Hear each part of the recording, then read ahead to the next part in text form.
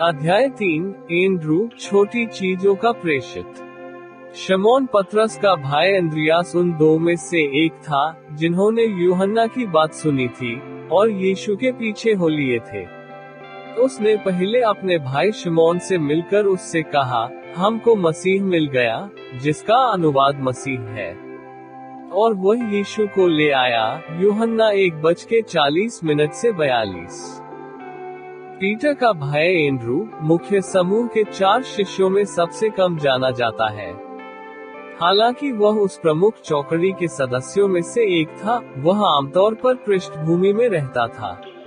ये कई महत्वपूर्ण घटनाओं में शामिल नहीं दिखता है जहां पेट्रुस, याकूब और यूहन्ना को यीशु के साथ एक साथ देखा जाता है। मत्ती 17:1, मरकुस 5:37 और अध्याय 14:33। हालांकि अन्य प्रमुख स्थितियों में वह आंतरिक चक्र के हिस्से के रूप में पाया जाता है। मरकुस 1:29 और अध्याय 13:3 की तुलना करें। इसमें कोई संदेह नहीं है कि एंड्रू का मसीह के साथ विशेष रूप से घनिष्ठ संबंध था, क्योंकि वह अक्सर वह साधन था जिसके द्वारा अन्य लोगों को व्यक्तिगत रूप से मास्टर से मिलवाया जाता था।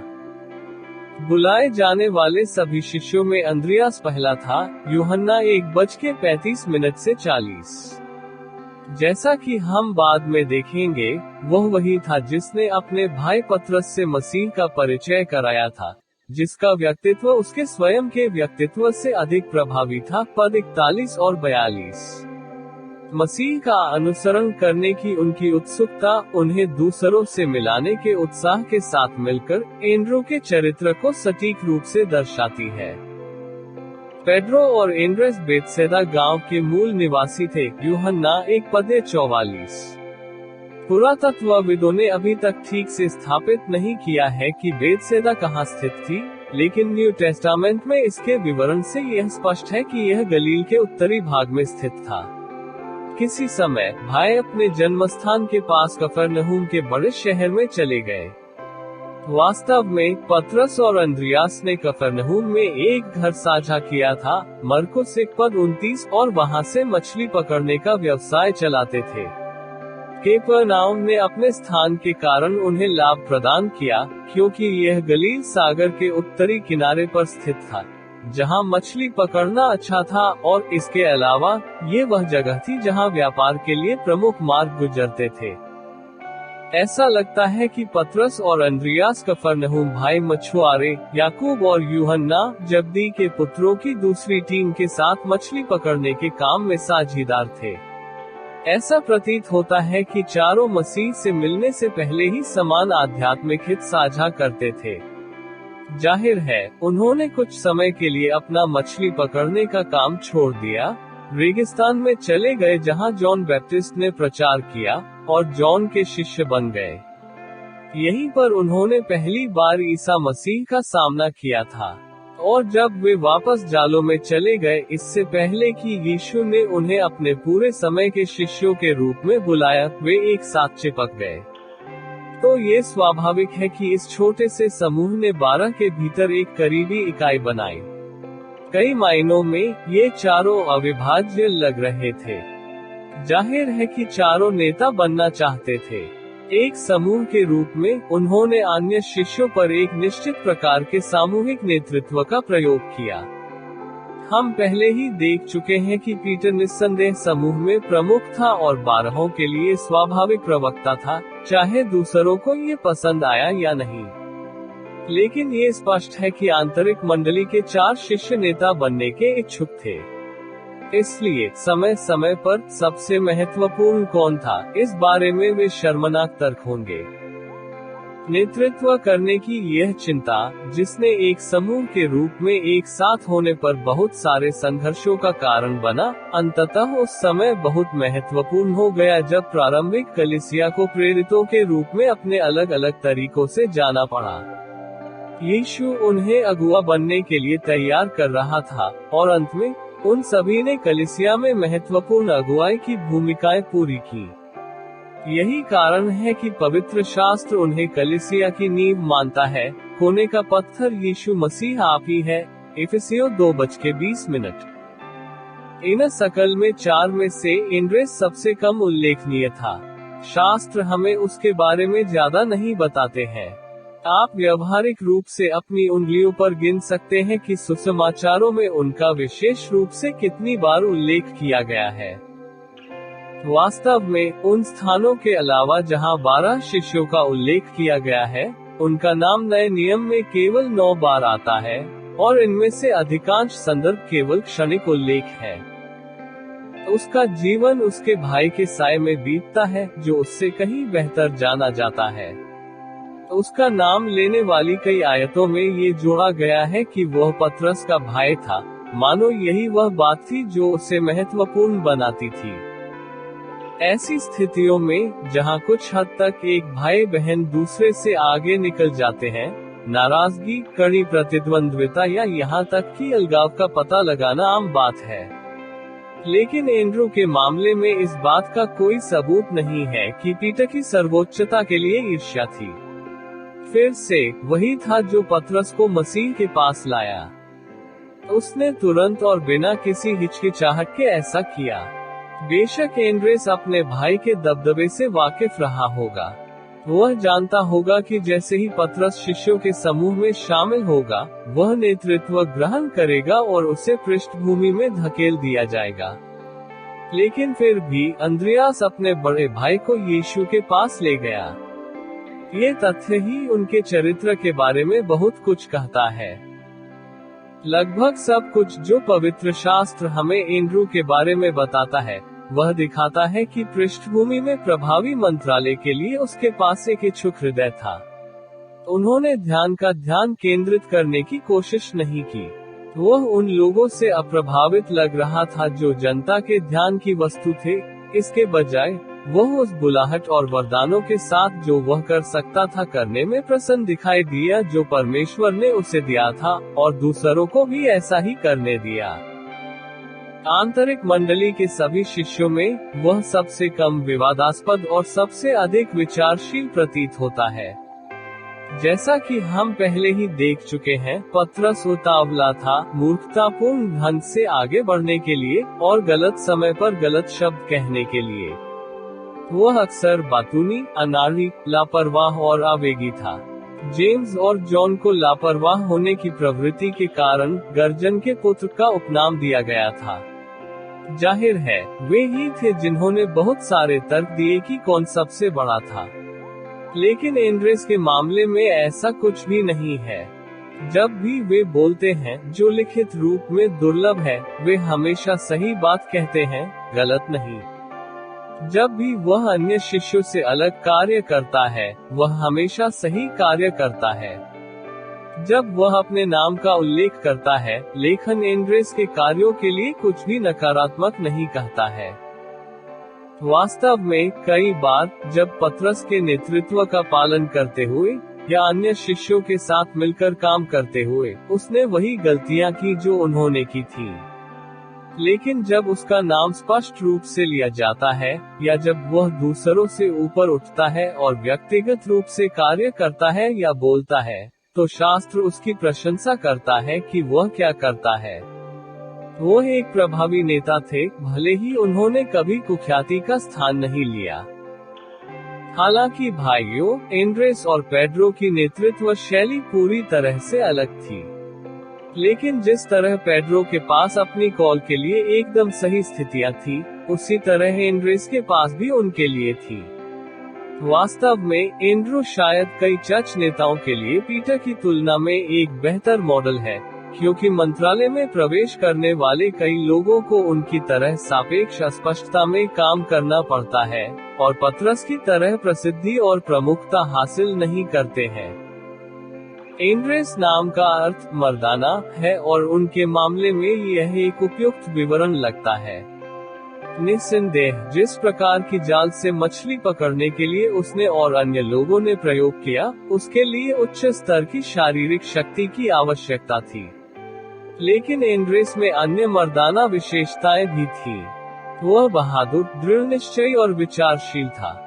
उसमें कुछ भी कमजोर या कायर नहीं है।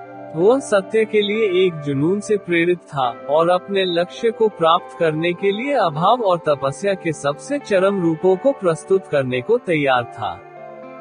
याद रखें कि जब वह और यीशु पहली बार मिले थे, तो एंड्रू पहले से ही एक धर्मपरायण व्यक्ति था जो जॉन बैप्टिस्ट के शिष्यों के समूह में शामिल हो गया था, जो अपने असभ्य रूप और कठोर जीवन शैली के लिए जाना जाता था। वह ऊंट के रोम का पहरावा पहने था और कमर में चमड़े का फैंटा बांधे था, और उनका आहार टिड्डियां और वन मधु था। मत्ती 3:4। वह शहर के जीवन की सभी सुख सुविधाओं से दूर रेगिस्तान में रहता और सेवा करता था।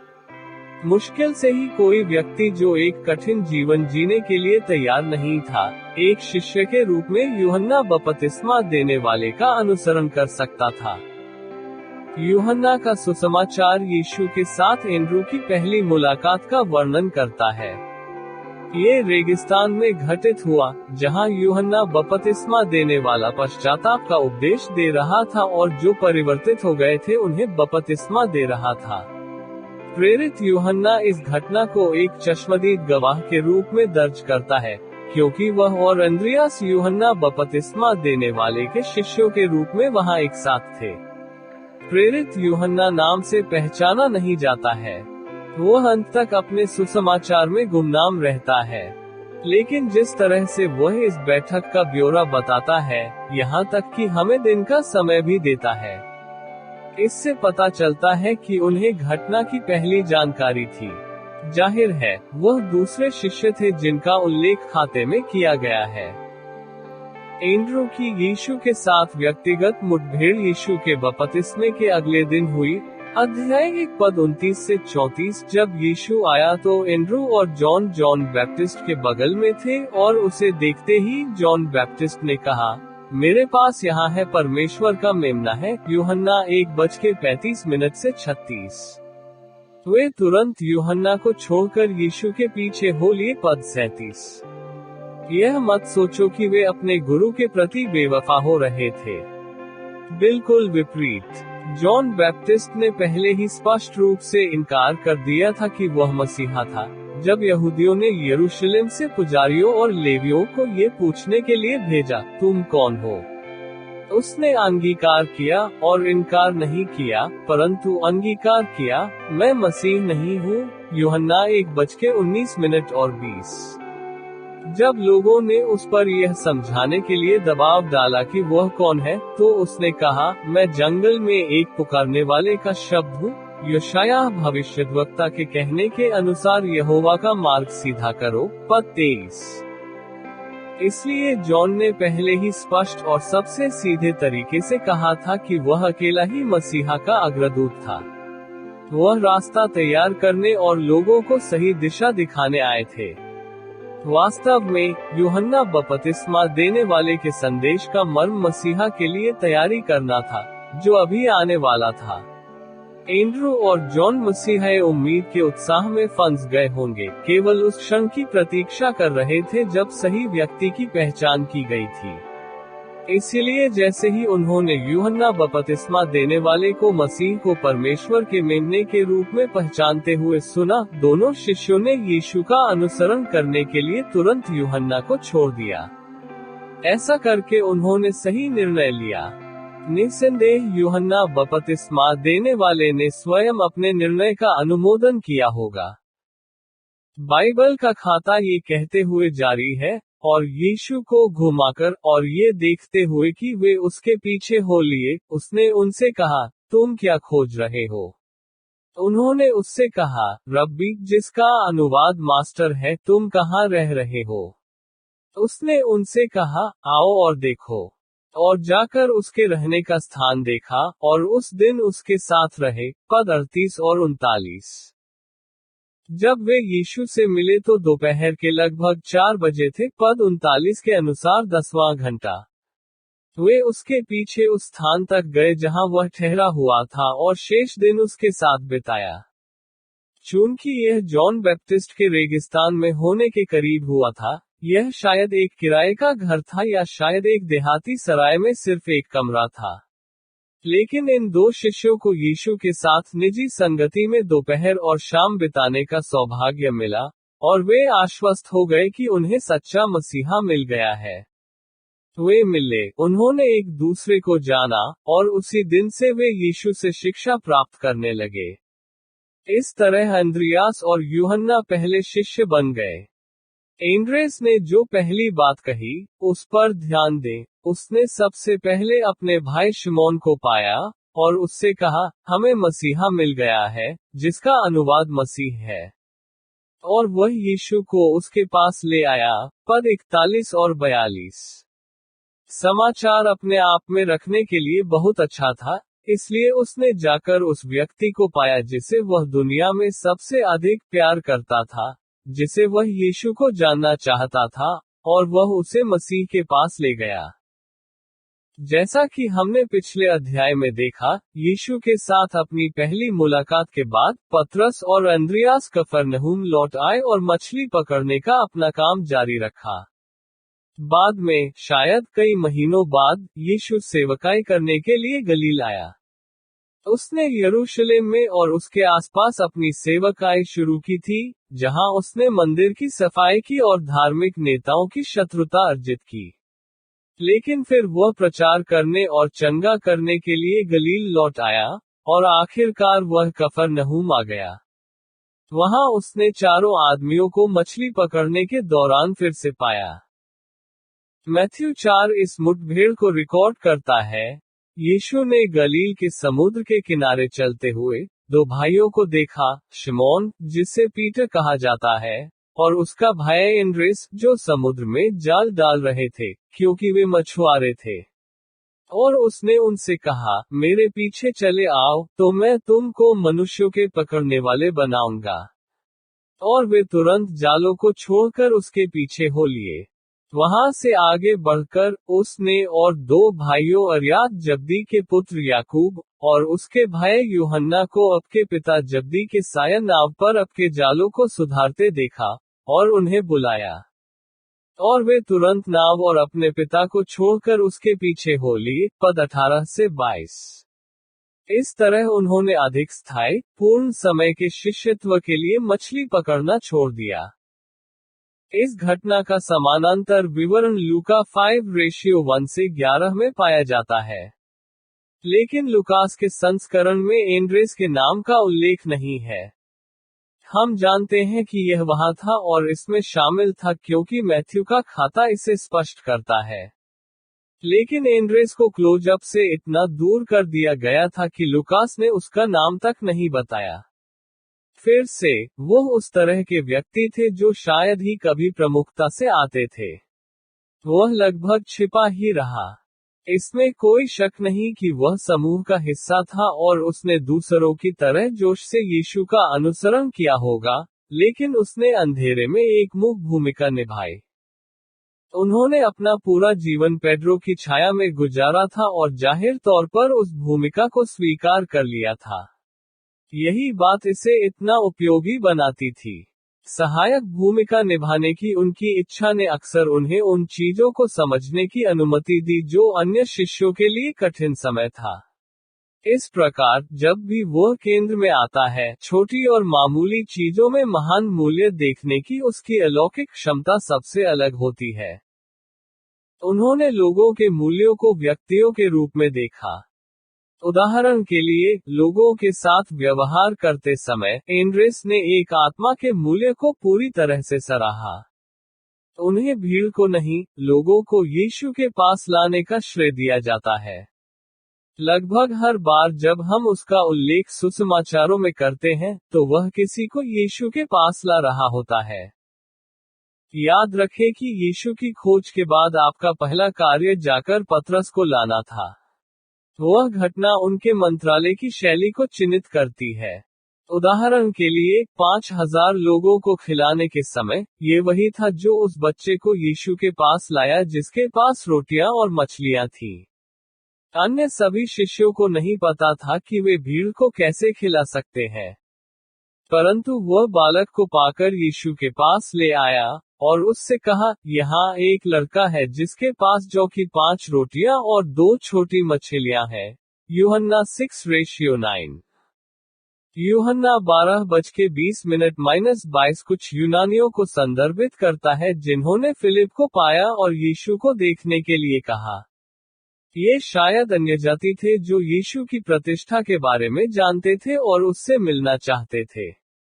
यूहन्ना 12:21 कहता है कि ये फिलिप्पुस के पास आए, जो गलील के बैतसैदा से था, और उससे विनती करके कहा कि हे प्रभु, हम यीशु को देखना चाहते हैं। फिलिप ने जाकर एंड्रेस से कहा, तब अंद्रियास और फिलिप्पुस ने यीशु से कहा।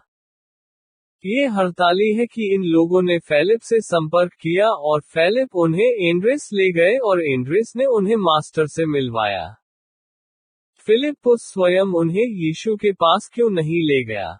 शायद आप स्वाभाविक रूप से शर्मीले थे, या शायद आप मसीह के साथ अपने रिश्ते के बारे में पर्याप्त आश्वस्त महसूस नहीं करते थे। शायद उन्हें यकीन नहीं था कि इन मामलों में प्रोटोकॉल क्या है। या ये संभव है कि फिलिप्पुस निश्चित नहीं था कि यीशु उन्हें देखना चाहता था। जो भी हो, फिलिप जानता था कि एंड्रू लोगों को मसीह से मिलवा सकता है। जब कोई यीशु को देखना चाहता था तो एंड्रू भ्रमित नहीं था। ये सिर्फ उसे लाया। वह समझ गया कि यीशु किसी से भी मिलना चाहेगा जो उससे मिलना चाहता है। यूहन्ना 6:37 की तुलना करें। ये स्पष्ट था कि एंड्रेस लोगों को मसीह के पास लाने के बारे में अच्छा महसूस करता था, क्योंकि वह ऐसा अक्सर करता था।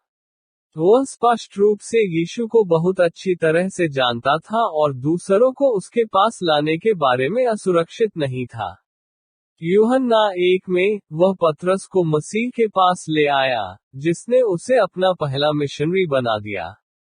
अब वह कुछ यूनानियों को मसीह के पास लाता है, जिससे वह विदेशियों के लिए पहला मिशनरी बन गया। अपनी सेवकाई के सभी वर्षों में मैंने एक बात देखी है कि सुसमाचार प्रचार का सबसे प्रभावी और महत्वपूर्ण पहलू अक्सर व्यक्तिगत स्तर पर होता है। अधिकांश लोग मसीह के पास लोगों की भीड़ में सुने गए धर्मोपदेश की तत्काल प्रतिक्रिया के रूप में नहीं आते हैं। वे एक व्यक्ति के प्रभाव के कारण मसीह के पास आते हैं। चर्चाई पादरी एक इंजीलवादी वातावरण को बढ़ावा देने की कोशिश करता है, और लोग नियमित रूप से मसीह के पास आते हैं। लगभग प्रत्येक रविवार को हमारी शाम की सभाओं में हम कई नए विश्वासियों को बपतिस्मा देते हैं। प्रत्येक व्यक्ति बपतिस्मा लेने से पहले गवाही देता है, और अधिकांश मामलों में, वे कहते हैं कि वे मुख्य रूप से एक सहकर्मी, पड़ोसी, परिवार के सदस्य या मित्र की गवाही के कारण मसीह के पास आए।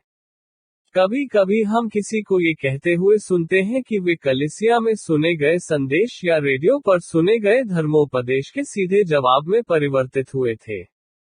लेकिन ऐसे मामलों में भी, यह आमतौर पर किसी के प्रभाव के कारण होता है जो उन्हें सुनने के लिए प्रोत्साहित करता है या उन्हें चचमिलाता है। इसमें कोई संदेह नहीं है कि लोगों को मसीह में लाने का सबसे प्रभावी तरीका एक समय में एक व्यक्तिगत आधार पर है। एंड्रेस और उनके भाई पेड्रो दोनों के पास इंजीलवादी दिल थे, लेकिन उनके तरीके नाटकीय रूप से भिन्न थे। पतरस ने पिंतेकुस्त पर प्रचार किया, और 3000 लोगों को कलीसिया में जोड़ा गया। पवित्र शास्त्र में ऐसा कुछ भी नहीं है जो इंगित करता है कि अंद्रियास ने भीड़ को उपदेश दिया या बड़ी संख्या में लोगों को प्रेरित किया। लेकिन याद रखें कि यह वही था जो पतरस को मसीह के पास लाया था। परमेश्वर के सर्वोच्च विधान में, अंद्रियास का अपने भाई को मसीह के पास लाने में विश्वास का कार्य ही एकमात्र ऐसा कार्य था जिसने उस व्यक्ति के परिवर्तन का नेतृत्व किया जो पिंतेकुस्त पर इस तरह के एक शक्तिशाली उपदेश का प्रचार करने वाला था। अंततः, पतरस की सेवकाई का सारा फल व्यक्तिगत रूप से गवाही देने के लिए उसके भाई की विश्वासयोग्यता का फल भी है। परमेश्वर अक्सर इसी तरह कार्य करता है। कुछ लोगों ने एडवर्ड किम्बॉल के बारे में सुना है।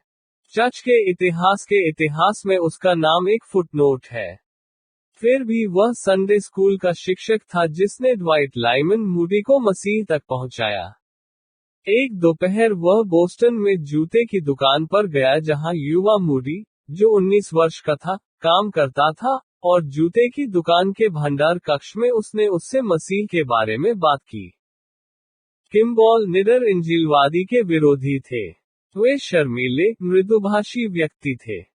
वह जूते की दुकान पर डर, कपकपी और उस युवा व्यक्ति का सुसमाचार के साथ सामना करने के लिए पर्याप्त साहस न होने की अनिश्चितता के साथ पहुंचा। मूडी तब कठोर और अशिक्षित था, लेकिन उसे मसीह के बारे में बताने के विचार ने किम्बॉल को डर से कांप दिया। वर्षों बाद, किम्बॉल ने इस घटना का वर्णन किया। मूडी ने अपने संडे स्कूल की कक्षा में भाग लेना शुरू कर दिया था। ये स्पष्ट था कि मूडी बाइबल के बारे में पूरी तरह अनभिज्ञ था। किम्बॉल कहते हैं, मैंने मूडी को मसीह और उनकी आत्मा के बारे में बताने का फैसला किया। मैं होल्टन शूस्टो गया। जब वह आने वाला था, तो मैं सोचने लगा कि काम के घंटों के दौरान उससे बात करना सही होगा या नहीं। मैंने सोचा कि शायद मेरा मिशन लड़के को भ्रमित कर देगा, कि जब मैं दुकान से निकलूंगा तो क्लर्क उससे पूछेंगे कि मैं कौन हूं, और जब उन्हें पता चलेगा तो वे उसका मजाक बनाना शुरू कर देंगे और उससे पूछेंगे कि क्या मैं एक अच्छा लड़का बनाने की कोशिश कर रहा हूं उससे बाहर। ऐसा सोचते सोचते मैं दुकान के पास से गुजरा। अचानक जब मैंने पाया कि वह दरवाजे से गुजरा है, तो मैंने इसे खोलने का फैसला किया, योजना के साथ आगे बढ़ो और इसे हमेशा के लिए खत्म कर दो। किम्बॉल ने मूडी को गोदाम में काम करते हुए, जूते लपेटते हुए और उन्हें अलमारियों पर रखते हुए पाया। उन्होंने कहा कि उन्होंने अनाड़ी शब्दों के साथ बात की थी। बाद में, वह कहेगा, मुझे कुछ भी याद नहीं है जो मैंने उसे बताया था, बस मसीह और उसके प्रेम के बारे में कुछ। बस इतना ही था। उन्होंने स्वीकार किया कि यह बहुत खराब प्रयास था। लेकिन तथ्य यह है कि वही मूडी ने मसीह को अपना हृदय दे दिया। भगवान ने संयुक्त राज्य अमेरिका और इंग्लैंड दोनों में ड्वाइट लाइमन मूडी का शक्तिशाली रूप से उपयोग किया। 19वीं शताब्दी के उत्तरार्ध में फैले अटलांटिक के दोनों किनारों पर उनके मंत्रालय का व्यापक प्रभाव पड़ा। हजारों लोगों ने गवाही दी कि वे मसीह के पास उसकी सेवकाई के कारण आए थे। मूडी के धर्मांतरित लोगों में चार्ल्स थॉमस स्टड, महान अग्रणी मिशनरियों में से एक, और विल्बर चैपमैन जैसे लोग थे, जो एक प्रसिद्ध प्रचारक भी बने। मूडी ने बाद में मूडी बाइबल संस्थान की स्थापना की, जहां हजारों मिशनरियों, इंजीलवादियों और अन्य ईसाई श्रमिकों ने पिछली सदी में प्रशिक्षण लिया और दुनिया में चले गए। और यह सब तब शुरू हुआ जब एक व्यक्ति दूसरे व्यक्ति को मसीह से परिचित कराने में विश्वासयोग्य था। इस तरह से एंड्रू ने आमतौर पर सेवकाई की, आमने सामने। अधिकांश पादरी अपने चर्चों को एंड्रू दिमाग वाले लोगों से भरना पसंद करते थे। बहुत सारे ईसाई सोचते हैं कि क्योंकि वे समूहों के सामने नहीं बोल सकते हैं, या क्योंकि उनके पास नेतृत्व के गुण नहीं है, इसलिए उनके पास सुसमाचार प्रचार करने की जिम्मेदारी नहीं है। ऐसे बहुत कम लोग हैं, जो एंड्रेस की तरह एक व्यक्ति को अपनी दोस्ती की पेशकश करने और उसे मसीह के पास लाने के मूल्य को समझते हैं। उसने नगण्य उपहारों का मूल्य देखा। कुछ लोग बड़ी तस्वीर को अधिक स्पष्ट रूप से देखते हैं क्योंकि वे छोटी चीजों के मूल्य की सराहना करते हैं। एंड्रेस उस श्रेणी में आते हैं। ये यूहन्ना के 5000 को खिलाने के विवरण में स्पष्ट हो जाता है। यीशु अपने शिष्यों के साथ अकेले रहने के लिए एक पहाड़ पर गए थे। जैसा कि प्रायः हुआ जब उन्होंने अपनी सार्वजनिक सेवकाई से विश्राम लिया, उद्दंड भीड़ ने उन्हें ढूंढ निकाला। ये यहूदी कैलेंडर पर सबसे महत्वपूर्ण अवकाश, फसह से ठीक पहले हुआ। इसका मतलब है कि यीशु को सूली पर चढ़ाए जाने के ठीक 1 साल पहले की बात है। अचानक, एक बड़ी भीड़ आ गई। किसी तरह, उन्हें पता चल गया था कि यीशु कहाँ था। भोजन का समय निकट आ रहा था, और यीशु भीड़ को प्रचार करेगा जो संदेश में वस्तु पाठ का विषय रोटी होगी। इसलिए उसने ये स्पष्ट कर दिया कि वह इन सभी लोगों को खिलाना चाहता है। उसने फिलिप से पूछा कि वे रोटी कहां से खरीद सकते हैं। जॉन इस तथ्य पर जोर देने के लिए एक संपादकीय टिप्पणी जोड़ता है कि यीशु इन परिस्थितियों के नियंत्रण में था, परंतु यह उसने उसे परखने के लिए कहा, क्योंकि वह जानता था कि उसे क्या करना है। यूहन्ना 6:6। फिलिप ने जल्दी से स्थिति का आकलन किया और निर्धारित किया कि उनके पास केवल 200 दीनार थे। एक दीनार एक मजदूर के काम के एक दिन के अनुरूप होता था, ताकि 200 दीनार लगभग 8 महीने के काम के वेतन के बराबर हो। यह एक बड़ी रकम थी, लेकिन भीड़ इतनी बड़ी थी कि 200 दीनार सभी के लिए पर्याप्त भोजन खरीदने के लिए पर्याप्त नहीं थे। फिलिप की दृष्टि आवश्यकता के आकार से घिरी हुई थी। वह और अन्य शिष्य नहीं जानते थे कि इस मामले में क्या किया जा सकता है। इसी घटना का जिक्र करते हुए मत्ती कहता है कि चेलों ने कहा, वह जगह सुनसान है और समय बीत गया है, भीड़ को विदा कर कि वे गांवों में जाकर भोजन वस्तु मोल लें। मत्ती दोपहर के 2:15। लेकिन यीशु ने उन्हें उत्तर दिया, तुम्हें जाने की जरूरत नहीं है, उन्हें कुछ खाने को दो। आयत 16। शिष्यों ने अवश्य ही एक मृत अंत महसूस किया होगा। यीशु की मांग अनुचित लग रही थी। और यह उस समय था जब एंड्रेस बोला, यहाँ एक लड़का है जिसके पास जो कि 5 रोटियां और 2 छोटी मछलियां हैं। यूहन्ना 6:9। बेशक एंड्रू जानता था कि 5 जौ की रोटियां और 2 छोटी मछलियां 5000 लोगों को खिलाने के लिए पर्याप्त नहीं होंगी, लेकिन विशिष्ट फैशन में वह वैसे भी लड़के को यीशु के सामने ले आया। यीशु ने चेलों को आज्ञा दी थी कि वे लोगों को खिलाएं, और अंद्रियास जानता था कि उसने ऐसा आदेश उनके लिए संभव किए बिना ऐसा आदेश नहीं दिया होता। इसलिए एंड्रेस ने वह सर्वश्रेष्ठ किया जो वह कर सकता था। उसने भोजन के संभावित स्रोत की पहचान की और सुनिश्चित किया कि यीशु इसके बारे में जानता है। उसके अंदर कुछ ऐसा प्रतीत हो रहा था कि यीशु के हाथों में कुछ भी महत्वहीन नहीं है। यूहन्ना कहानी जारी रखता है, तब यीशु ने कहा, लोगों को बिठाओ। और उस स्थान में बहुत घास थी, और उन्होंने गिनती में कोई 5000 पुरुष बैठाए। तब यीशु ने उन रोटियों को लिया, और धन्यवाद करके अपने चेलों में बांट दिया, और चेलों को बैठने वालों में बांट दिया। मछलियों का भी, जितना वे चाहते थे। जब वे खाकर तृप्त हो गए, तो उसने अपने चेलों से कहा, बचे हुए टुकड़ों को बटोर लो, कि कुछ खोया न जाए। सो उन्होंने बटोरा, और 12 टोकरियां टुकड़ों से भरी, जो जौ की 5 रोटियों में से जो खाने वालों से बची ही। वचन 10 से 13। क्या शानदार सीख है! इतना छोटा काम इतना कुछ करने के लिए इस्तेमाल किया गया है। यह मसीह की शक्ति का प्रमाण है। वास्तव में उसके हाथ में कुछ भी महत्वहीन नहीं है। लूका 21:1-4 में हमारे प्रभु ने शिष्यों को वही पाठ सिखाया। उसने आंख उठाकर धनवानों को अपनी भेंट भंडार में डालते देखा। उसने एक बहुत ही गरीब विधवा को भी देखा, जो वहां 2 टिकिया फेंक रही थी।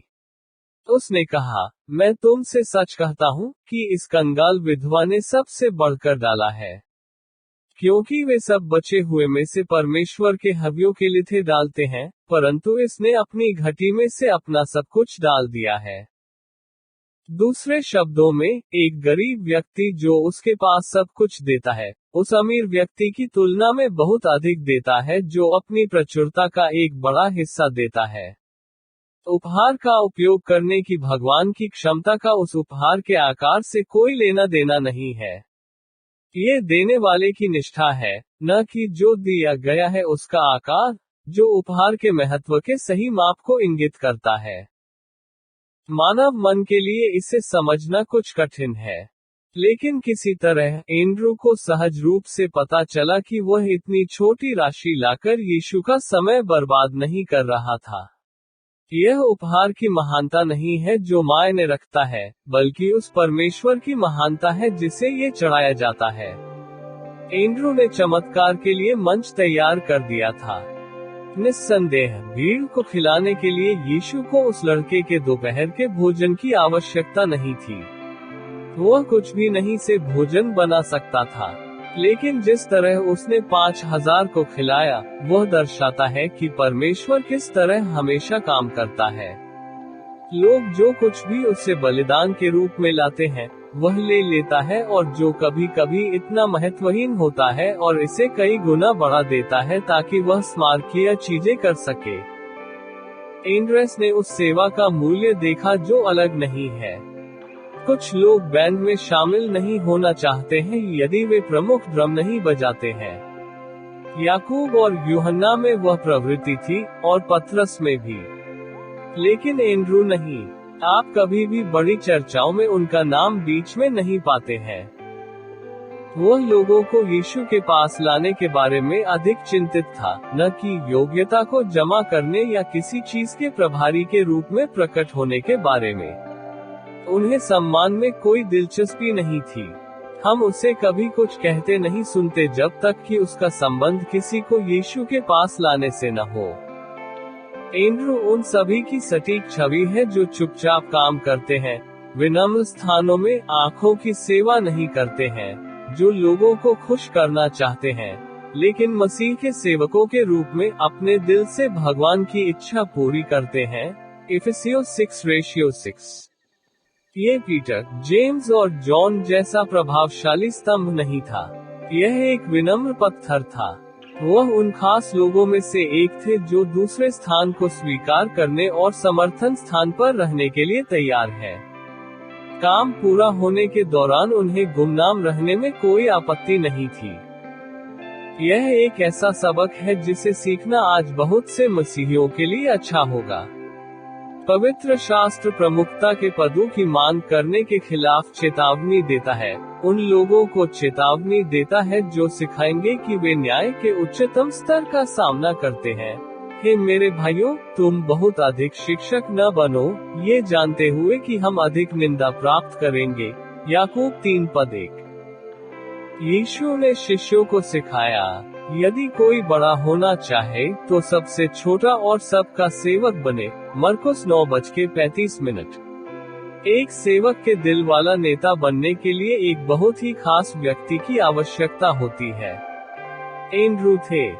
जहां तक हम जानते हैं, एंड्रू ने कभी भी भीड़ को उपदेश नहीं दिया और न ही किसी चर्च की स्थापना की। उन्होंने कभी पत्र नहीं लिखा। अधिनियमों की पुस्तक या किसी भी पत्र में इसका उल्लेख नहीं है। लेखन के पन्नों पर वह एक चित्र की तुलना में अधिक छायाचित्र है। वास्तव में पिंतेकोस्त के बाद अंद्रियास के साथ क्या हुआ, यह बाइबल में दर्ज नहीं है। आरंभिक कलीसियाई इतिहास में इसकी जो भी भूमिका रही हो, ये हमेशा पर्दे के पीछे ही रही। परंपरा कहती है कि वह सुसमाचार को उत्तर में ले गया। यूसेबियस, प्राचीन चर्च इतिहासकार, का कहना है कि यह सिथिया तक पहुंच गया। इसीलिए एंड्रू रूस के संरक्षक संत है। वह स्कॉटलैंड के संरक्षक संत भी है। अंत में उन्हें अखाया में क्रूस पर चढ़ाया गया, जो ग्रीस के दक्षिण में एथेंस के पास है। एक वृतांत कहता है कि उसने एक रोमन प्रांतीय गवर्नर की पत्नी को मसीह के पास लाया, जिससे उसका पति नाराज हो गया। वह चाहता था कि उसकी पत्नी यीशु मसीह के प्रति अपनी भक्ति त्याग दे, लेकिन उसने ऐसा करने से इनकार कर दिया। तब राज्यपाल ने अंद्रियास को क्रूस पर चढ़ाया। राज्यपाल के आदेश से और उसके कष्टों को लंबा करने के लिए उसे क्रूस पर चढ़ाने वालों ने उसे कीलों से ठोकने के बजाय क्रूस से बांध दिया। परंपरा कहती है कि क्रॉस एक एक्स के आकार में था। अधिकांश खातों के अनुसार वह 2 दिनों तक क्रॉस पर लटका रहा। इस दौरान उसने उन लोगों को उकसाया जो उद्धार के लिए मसीह की ओर मुड़ने के लिए गए थे।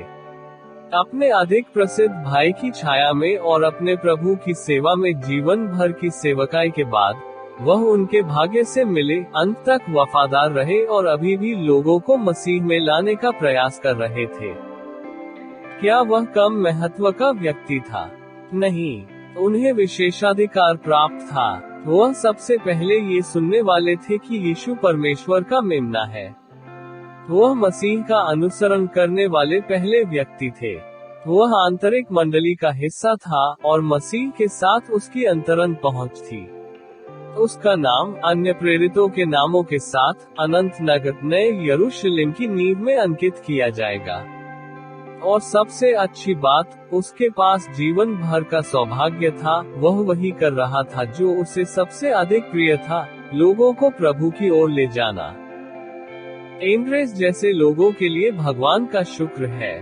वे मूक व्यक्ति हैं जो ईमानदारी से लेकिन गुमनामी में काम करते हैं, महत्वहीन और बलिदान देने वाले उपहार देते हैं, जिसका उपयोग प्रभु सबसे बड़ी उपलब्धि हासिल करने के लिए करते हैं। उन्हें ज्यादा पहचान नहीं मिलती, लेकिन इससे उन्हें कोई फर्क नहीं पड़ता। वे केवल इतना चाहते हैं कि प्रभु को शाबाश कहते हुए सुने। और एंड्रू की विरासत वह उदाहरण है जो उसने हमें ये दिखाने के लिए छोड़ दिया कि प्रभावी सेवकाई में यह अक्सर छोटी चीजें होती हैं जो मायने रखती हैं। लोग, महत्वहीन उपहार और अनाकर्षक सेवा। परमेश्वर इन चीजों का उपयोग करने में प्रसन्न होता है क्योंकि परमेश्वर ने जगत के मूर्खों को चुन लिया है कि बुद्धिमानों को लज्जित करे, और जगत के निर्बलों ने परमेश्वर को चुन लिया है कि बलवानों को लज्जित करे, और परमेश्वर ने जगत के घिनौने लोगों को और तुच्छों को और जो नहीं है उन्हें चुन लिया है कि जो है उससे नाश कर दे, ताकि कोई उसके सामने घमंड न कर सके। प्रथम कुरिन्थियों 1:27 से 29।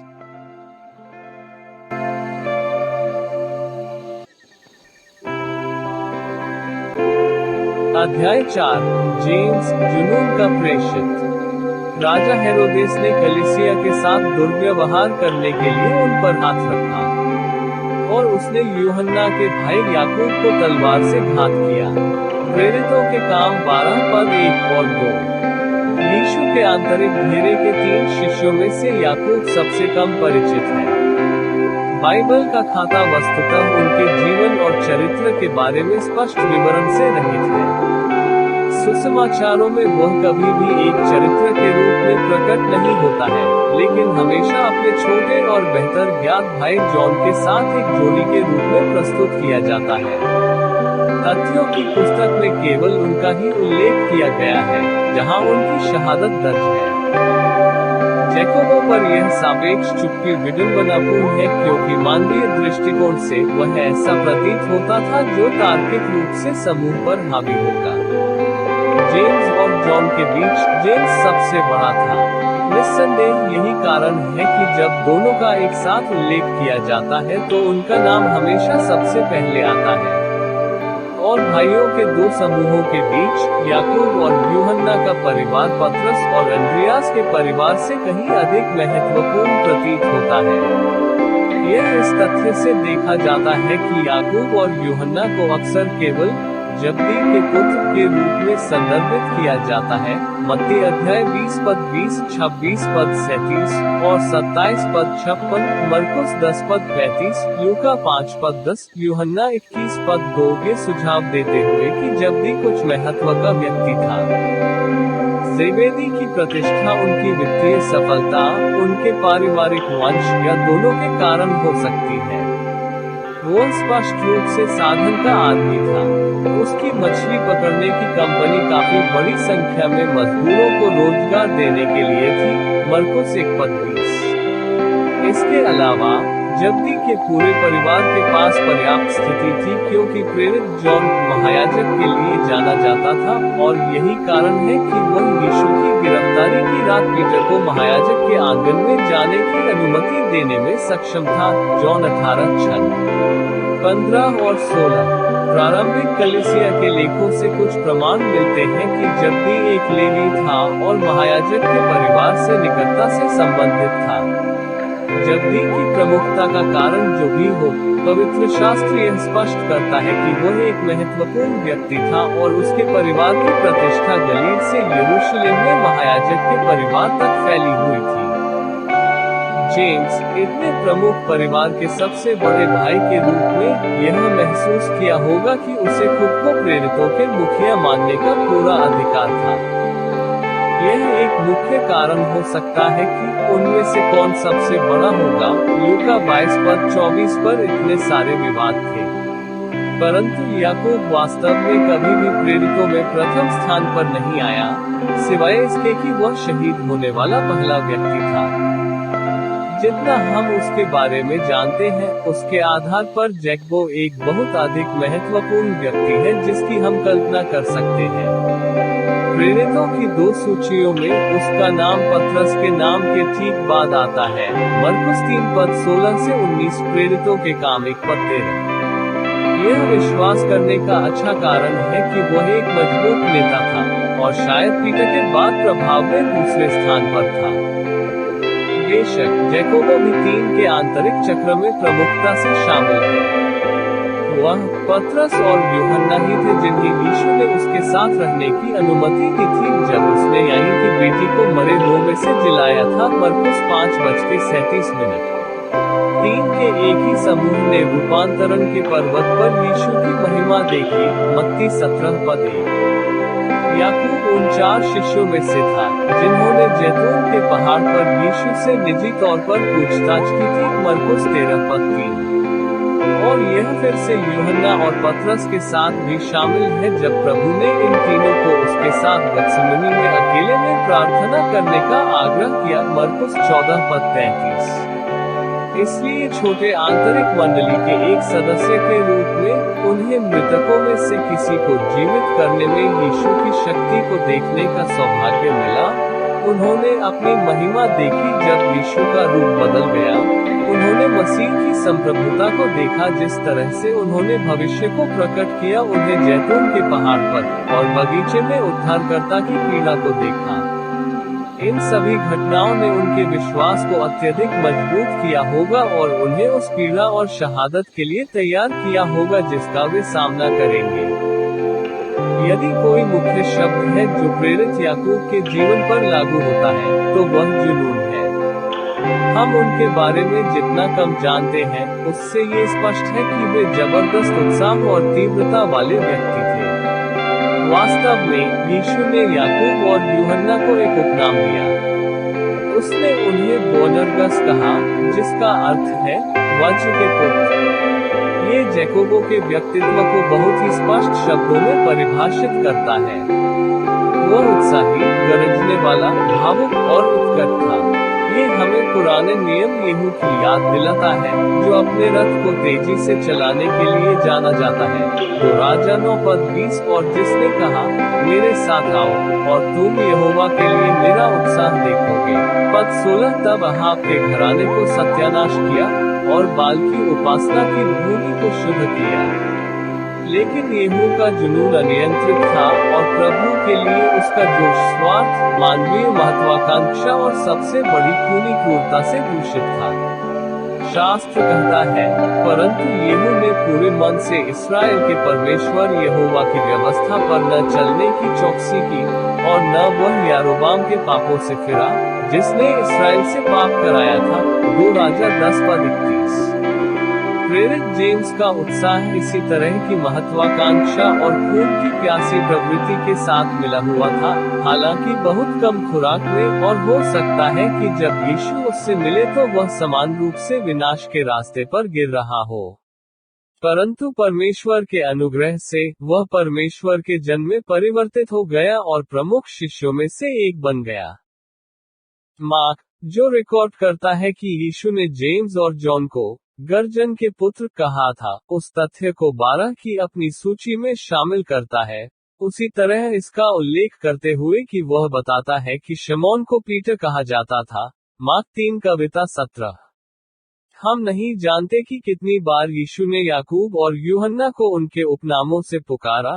मार्कुस जो उल्लेख करता है वह एकमात्र ऐसा है जो पूरे लेखन में दिखाई देता है। पीटर नाम के विपरीत, जिसके साथ वह स्पष्ट रूप से उसमें साहस पैदा करना चाहता था और अपने चरित्र को तब तक ढालना चाहता था जब तक कि वह रॉक स्थिर न हो जाए। बोअनर्जिस, जेबेदी के बेटों को उन्हें फटकारने के लिए दिया गया लगता है जब वे अपने स्वाभाविक रूप से उग्र होने देते हैं। गुस्सा बेकाबू हो गया। वे हाथ से निकल गए। शायद प्रभु ने उन्हें प्रेमपूर्वक डांट फटकार कर विनोदी प्रभाव के लिए इसका उपयोग किया। जेम्स के बारे में हम जितना कम जानते हैं, वह इस तथ्य को रेखांकित करता है कि उसका स्वभाव भावुक था। जब एंड्रू चुपचाप लोगों को यीशु के पास ला रहा था, जेम्स पूरे शहरों को नष्ट करने के लिए स्वर्ग से आग नीचे बुलाना चाहता था। यहाँ तक कि तथ्य यह है कि जेम्स शहादत का शिकार होने वाला पहला व्यक्ति था, और उस शहादत को हेरोदेस के अलावा किसी और ने अंजाम दिया था। ये बताता है कि जेम्स एक निष्क्रिय और सूक्ष्म व्यक्ति नहीं था, बल्कि यह कि उसकी एक शैली थी जिसने चीजों को असहज बना दिया, जिसने उसे बना दिया जल्दी से मौत के दुश्मन बनाओ। आध्यात्मिक नेतृत्व में गजब के व्यक्तित्व वाले लोगों के लिए एक उचित स्थान है। अलिय्याह का उस तरह का चरित्र था। अलिय्याह याकूब के लिए एक आदर्श हो सकता है जब वह चाहता था कि स्वर्ग से आग उतरे। नहेमायाह समान रूप से भावुक था। नहेमायाह 13 अध्याय 25 से तुलना करें। यूहन्ना बपतिस्मा देने वाले का स्वभाव भी तेज था। जाहिर है, जैकोबो उसी फाइबर से बना था। वह खलनायकों के प्रति मुखर, नर्वस और अधीर था। इस तरह के उत्साह में स्वाभाविक रूप से कुछ भी गलत नहीं है। याद रखें कि यीशु ने खुद मंदिर को कोड़े मारे और शुद्ध किया। और जब उसने किया, तो उसके चेलों को याद आया कि यह लिखा था, तेरे घर की धुन मुझे खा जाती है। यूहन्ना 2:17, भजन संहिता 69:9 से तुलना करें। जैकोबो अच्छी तरह जानता था कि प्रभु के उत्साह से भस्म होना क्या होता है। यीशु को जो कुछ उसने देखा, उसमें से अधिकांश ने शायद उसके उत्साह में योगदान दिया, जैसे कि जब प्रभु ने यहूदी अगुवों को डांटा, खुराजिन और बेतसैदा के शहरों को शाप दिया, और राक्षसी शक्तियों का सामना किया और उन्हें नष्ट कर दिया। उत्साह एक गुण है जब ये वास्तव में न्याय के लिए उत्साह है। लेकिन कभी कभी उत्साह उचित से कम होता है। ज्ञान के बिना उत्साह घातक हो सकता है। रोमियो 10:2 की तुलना करें। ज्ञान के बिना उत्साह खतरनाक है। ईर्ष्या और निर्दयता मिश्रित अक्सर क्रूर होती है। जब ईर्ष्या अनियंत्रित जुनून में बिखर जाती है, तो ये घातक हो सकती है। और कभी कभी जेम्स इस हानिकारक ईर्ष्या को अपने से बेहतर होने देते थे। दो घटनाएं इस बात को विशेष रूप से स्पष्ट करती हैं। एक प्रसंग है जब याकूब चाहता था कि आग स्वर्ग से नीचे उतरे। दूसरा तब है जब जेम्स और जॉन ने अपनी मां से पैरवी करने के लिए कहा ताकि राज्य में उनके लिए सबसे अच्छी जगह मिल सके। आइए इन दो मामलों को देखें। स्वर्ग से आग। लूका 9:51-56 हमें सबसे अच्छी झलक देता है कि क्यों याकूब और यूहन्ना को वज्र के पुत्र के रूप में जाना जाता है। यीशु सामरिया से होकर जाने की तैयारी कर रहा था। वह अंतिम फसह के लिए यरूशलेम जा रहा था, जिसे वह जानता था कि उसकी मृत्यु, गाड़े जाने और पुनरुत्थान में समाप्त होगा। लूका कहता है, जब उसके उठा लिए जाने का समय पूरा हुआ, तो उसने यरूशलेम की ओर प्रस्थान किया। और उसने अपने आगे दूत भेजे, और वे जाकर सामरियों के एक गांव में उसके लिए तैयारी करने को गए। परंतु उन्होंने उसे ग्रहण न किया, क्योंकि उसका रूप ऐसा जान पड़ता था कि वह यरूशलेम को जा रहा हो। पद 51-53। यह एक महत्वपूर्ण तथ्य है कि यीशु ने सामरिया से होकर जाने का निश्चय किया। भले ही गलील से यरूशलेम तक का सबसे छोटा रास्ता सामरिया से होकर जाता था, लेकिन ज्यादातर यहूदियों ने दो बिंदुओं के बीच यात्रा करते हुए जानबूझकर एक ऐसी सड़क पकड़ी जिससे उन्हें फारस के शुष्क रेगिस्तान के माध्यम से कई अतिरिक्त मील की यात्रा करनी पड़ी, और केवल 2 बार जॉर्डन नदी को पार करना पड़ा। सामरिया से जाने से बचो। सामरी मिश्रित नस्ल के थे जो उत्तरी राज्य के इस्राएलियों के वंशज थे। जब इस्राएल को अश्शूरियों द्वारा जीत लिया गया था, तो उनके सबसे प्रभावशाली और प्रमुख कबीलों को बंदी बना लिया गया था, और भूमि को अश्शूर के राजा के प्रति वफादार मूर्तिपूजकों और विदेशियों के साथ फिर से भर दिया गया था। राजाओं की दूसरी पुस्तक शाम के 5:24 से 34। शेष गरीब इजरायली मिश्रित हो गए, उन मूर्तिपूजकों के साथ अंतरजातीय विवाह कर लिए। आरंभ से ही घुसपैठ करने वाले मूर्तिपूजक समृद्ध नहीं हुए क्योंकि वे यहोवा का भय नहीं मानते थे। तब अश्शूर के राजा ने उन याजकों में से एक को, जिसे उसने बंधुआ करके लोगों को यहोवा का भय मानना सिखाने के लिए लौटा दिया था, भेज दिया। 2 राजा शाम के 5:28। परिणाम एक ऐसा धर्म था जिसमें सत्य और बुतपरस्ती के तत्व मिश्रित थे। वे उन जातियों की रीति के अनुसार जिनमें से वे निकाले गए थे यहोवा का भय मानते और अपने देवताओं का सम्मान करते थे। आयत 33। दूसरे शब्दों में, वे कहते रहे कि वे परमेश्वर के रूप में यहोवा की आराधना करते हैं, और जाहिर तौर पर पेंटाट्यूक को धर्मग्रंथ के रूप में स्वीकार करते हैं, लेकिन उन्होंने अपने स्वयं के पुजारी की स्थापना की, अपना स्वयं का मंदिर बनाया, और अपने स्वयं के निर्माण की एक बलि प्रणाली तैयार की। संक्षेप में, उन्होंने बुतपरस्त परंपराओं पर आधारित एक नया धर्म बनाया। सामरियों का धर्म इस बात का एक उत्कृष्ट उदाहरण है कि जब धर्मग्रंथ का अधिकार मानव परंपरा के अधीन होता है तो क्या होता है। सामरी लोगों के मंदिर का मूल स्थल सामरिया में गेरिजिम पर्वत पर था। वह मंदिर सिकंदर महान के समय में बनाया गया था, लेकिन यह ईसा के जन्म से लगभग 125 साल पहले नष्ट हो गया था। हालांकि गेरिजिम को अभी भी सामरियों द्वारा पवित्र माना जाता था, जो आश्वस्त थे कि यह पर्वत ही एकमात्र स्थान है जहां भगवान की उचित पूजा की जा सकती है। इसीलिए यूहन्ना 4:20 में सामरी स्त्री ने यीशु से कहा, हमारे पूर्वजों ने इस पहाड़ पर आराधना की, और तुम कहते हो कि यरूशलेम आराधना का स्थान है। जाहिर है, ये यहूदियों और सामरियों के बीच विवाद के महत्वपूर्ण बिंदुओं में से एक था। आज तक सामरी लोगों के वंशजों का एक छोटा समूह गिरिज्जीम पर्वत पर पूजा करना जारी रखता है। इस्राएलियों के कई मूल वंशज जो बाद में कैद से सामरिया लौट आए थे, वे भी अन्य जातियों के साथ अंतर्विवाह के उत्पाद थे, जो सामरी संस्कृति के अनुसार पूरी तरह से ठीक था। बेशक, यहूदियों ने सामरियों को एक मिश्रित जाति और उनके धर्म को एक धार्मिक गलत धारणा के रूप में माना। इसलिए, यीशु के समय में, वे सामरिया से जाने से बचने के लिए ऐसी पीड़ाओं में जाते हैं। पूरे क्षेत्र को अपवित्र माना जाता था। परंतु इस मामले में, यीशु का मुख यरूशलेम की ओर था और, जैसा कि उसने पहले किया था, यूहन्ना 4:4, उसने सामरिया के माध्यम से सबसे सीधा मार्ग चुना। रास्ते में उन्हें और उनके अनुयायियों को खाने और रात बिताने के लिए जगह की आवश्यकता होगी। चूंकि यीशु के साथ यात्रा करने वाला समूह काफी बड़ा था, इसलिए उसने ठहरने की व्यवस्था करने के लिए दूतों को आगे भेजा। क्योंकि यह स्पष्ट था कि यीशु फसह मनाने के लिए यरूशलेम जा रहा था, और क्योंकि सामरियों का मानना था कि ऐसे सभी त्योहार और समारोह गिरिज्जीम पर्वत पर मनाए जाने चाहिए, वे यीशु के दूतों के लिए आवास प्रदान नहीं करना चाहते थे। सामरी न केवल यहूदियों से घृणा करते थे बल्कि वे यरूशलेम में होने वाली आराधना से भी घृणा करते थे। इसलिए यीशु की योजनाओं में उन्हें कोई दिलचस्पी नहीं थी।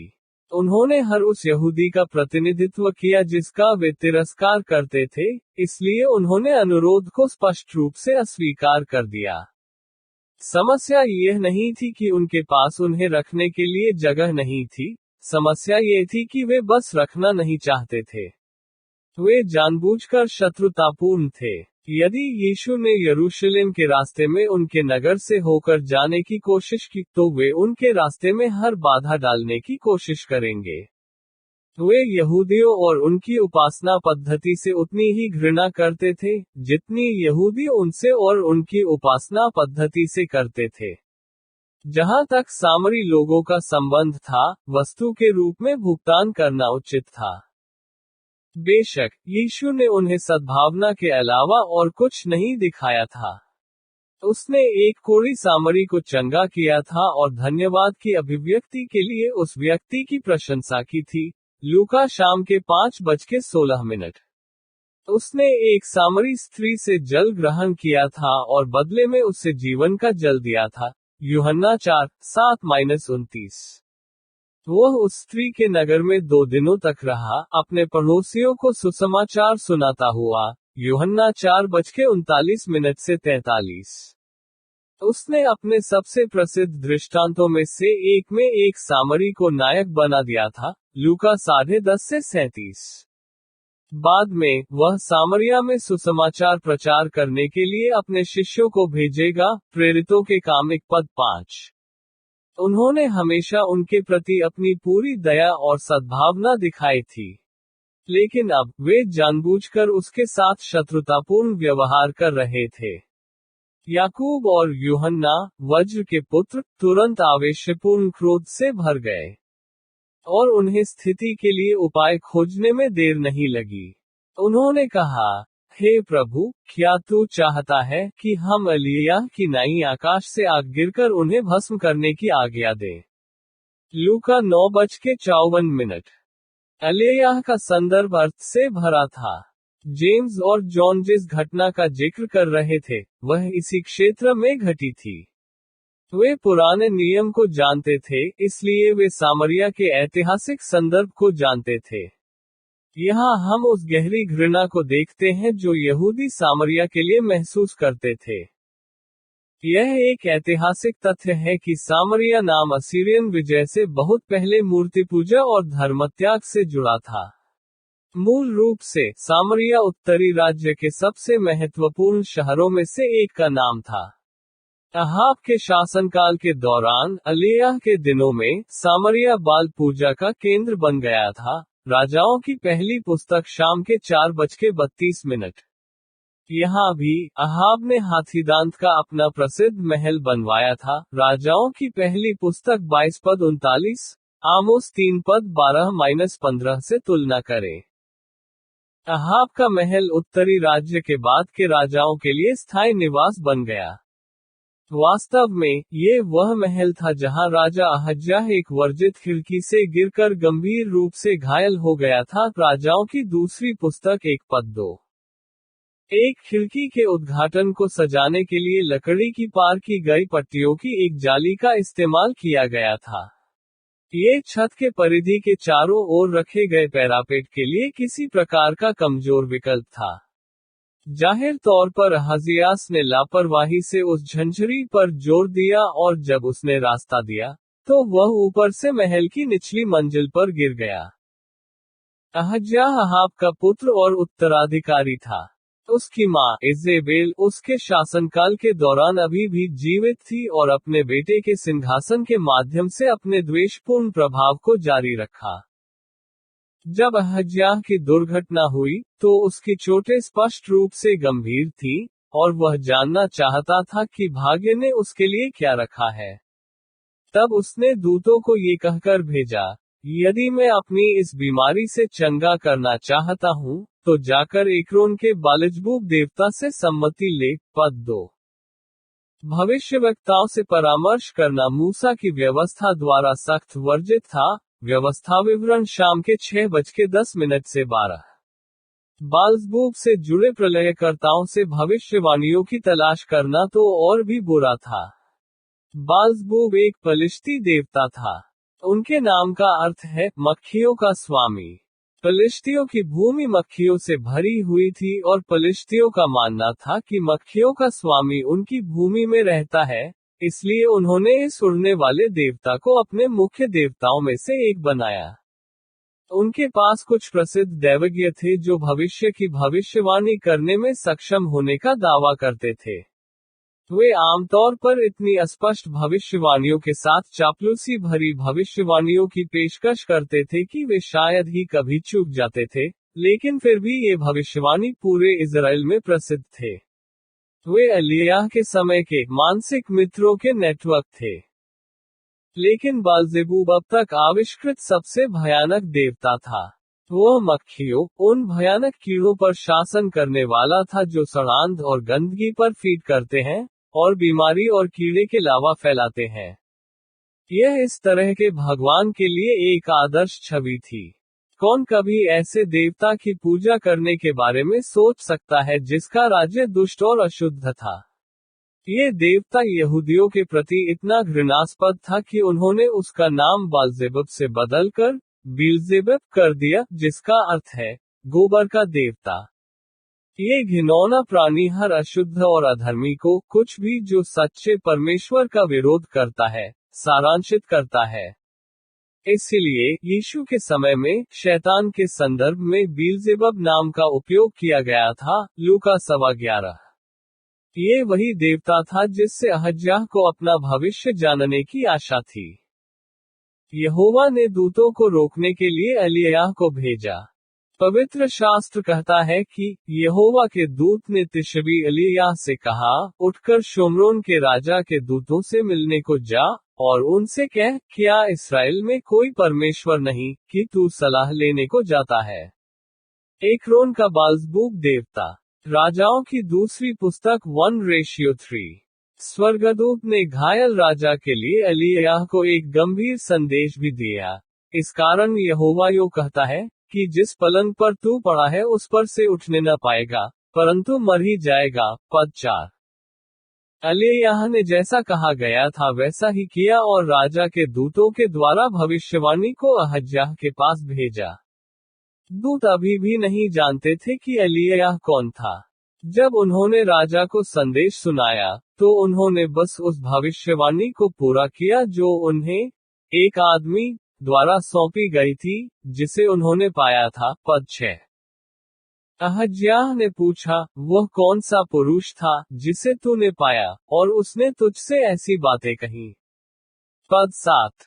उन्होंने उत्तर दिया, एक पुरुष था जिसने बालों के कपड़े पहने थे, और चमड़े की पेटी से अपनी कमर कस ली थी। पद 8। अहज्याह तुरंत जान गया कि यह कौन था, यह एलिय्याह तिशबीite है। पद 8। वर्षों तक एलिय्याह अहाब और ईजेबेल के लिए अहज्याह के लिए अच्छी तरह से जाना जाने वाला दंड था।